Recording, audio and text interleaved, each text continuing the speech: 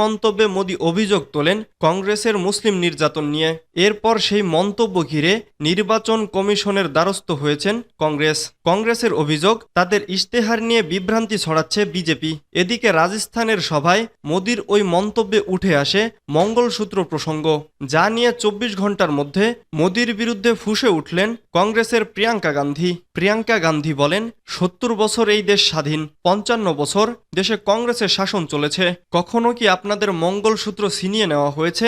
ইন্দিরা গান্ধী দেশের যুদ্ধের সময় সোনা দান করেছিলেন। আমার মায়ের মঙ্গলসূত্র দেশের জন্য উৎসর্গ হয়েছে। এরপরই প্রিয়াঙ্কা বলেন, যদি মোদিজি মঙ্গলসূত্রের গুরুত্ব বুঝতেন তাহলে একথা বলতেন না।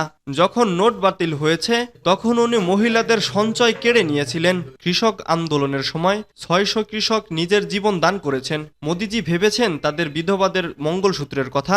ভোটের জন্য তিনি এসব বলছেন, ভয় দেখাচ্ছেন মহিলাদের যাতে তারা ভোট দেন।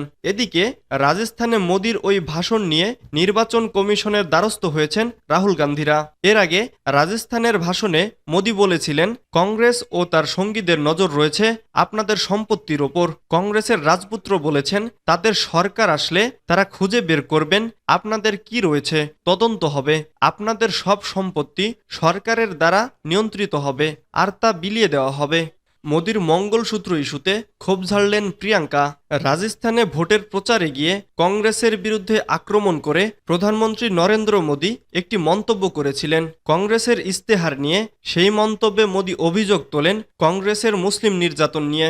এরপর সেই মন্তব্য ঘিরে নির্বাচন কমিশনের দ্বারস্থ হয়েছেন কংগ্রেসের অভিযোগ, তাদের ইশতেহার নিয়ে বিভ্রান্তি ছড়াচ্ছে বিজেপি। এদিকে রাজস্থানের সভায় মোদির ওই মন্তব্যে উঠে আসে মঙ্গলসূত্র প্রসঙ্গ, যা নিয়ে ২৪ ঘন্টার মধ্যে মোদির বিরুদ্ধে ফুঁসে উঠলেন কংগ্রেসের প্রিয়াঙ্কা গান্ধী বলেন, ৭০ বছর এই দেশ স্বাধীন, ৫৫ বছর দেশে কংগ্রেসের শাসন চলেছে। কখনো কি আপনাদের মঙ্গলসূত্র ছিনিয়ে নেওয়া হয়েছে? ইন্দিরা গান্ধী দেশের যুদ্ধের সময় সোনা দান করেছিলেন। আমার মায়ের মঙ্গলসূত্র